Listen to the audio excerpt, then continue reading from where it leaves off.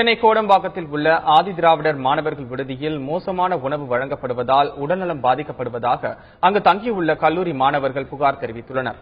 அது குறித்த ஒரு செய்தி தொகுப்பினை தற்பொழுது பார்க்கலாம். சென்னை கோடம்பாக்கத்தில் உள்ள ஆதிதிராவிடர் மாணவர் விடுதியில் 300க்கும் மேற்பட்ட கல்லூரி மாணவர்கள் தங்கி படிக்கின்றனர். அங்கு உரிய அடிப்படை வசதிகள் இல்லை என்று கூறி மாணவர்கள் அடிக்கடி சாலை மறியல் போராட்டத்தில் ஈடுபட்டு வருகின்றனர். இந்நிலையில் விடுதியில் மோசமான உணவு வழங்கப்படுவதாக மாணவர்கள் புகார் தெரிவித்துள்ளனர். நிறைய டைம் நானும் கம்ப்ளைண்ட் பண்ணிட்டேன், ஆனா எந்த ஒரு நடவடிக்கை எடுக்கப்படல. அதனால மெனு படி சாப்பாடு போட சொல்லுங்க. இன்ன வரையும் மெனு படி சாப்பாடு செய்யவே கிடையாது. அதே சாப்பாட்டை குளிக்கிறாங்க, அதே சோப்பு எல்லாமே அதுல உழுது, அதான் திரும்ப எடுத்து சமையல் செய்யறாங்க. அதான் தின்னுறோம். ஒண்ணுமே சாப்பிட்டு இருக்கு, அது மட்டும் சாப்பிடுவோம். லைப்ரரி கிடையாது, ஸ்போர்ட்ஸ் கிடையாது, எது விளையாட்டு எதுவுமே கிடையாது, பாத்ரூம் தெரியல. டோட்டலா அடிப்படை மாணவர்கள் தங்கக்கூடிய வசதி எதுவுமே கிடையாதுங்க.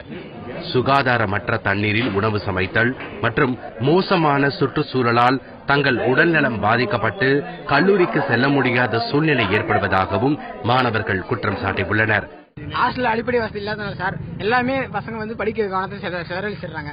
இங்க இருக்கு சார், எந்த ஒரு வசதியுமே இல்ல சார். பாத்ரூம்ல இருந்து சாப்பாடுல இருந்து பசங்க சார் சாப்பிடறதுனால அதனால காலேஜ் போறதுனால ஹாஸ்டல் போறதுனால சார் அதிகமா இருக்குது. அதனால அவங்க படிப்புல கான்சென்ட் எல்லாம் போயிருது. இதனால நிறைய பேர் ஹாஸ்டல் இருக்க முடியல, என்னால வீட்டுக்கு போறதுன்னு போயிடுறாங்க. அதனால அவங்க படிப்பு கெடுது சார். இதுதான் சார் முக்கியமான காரணம். ஹாஸ்டல் மாதிரி இல்ல சார், விடுதி மாதிரி இல்ல. கண்டிப்பா மாணவர்களின் புகார் குறித்து கருத்து தெரிவித்த விடுதி வார்டன், விடுதியில் தங்கி படிக்கும் மாணவர்கள் மட்டுமில்லாமல் படிப்பு முடிந்து வெளியே சென்ற மாணவர்களும் விடுதியில் தங்கியிருப்பதால் இதுபோன்ற பிரச்சனை ஏற்படுவதாக தெரிவித்தார்.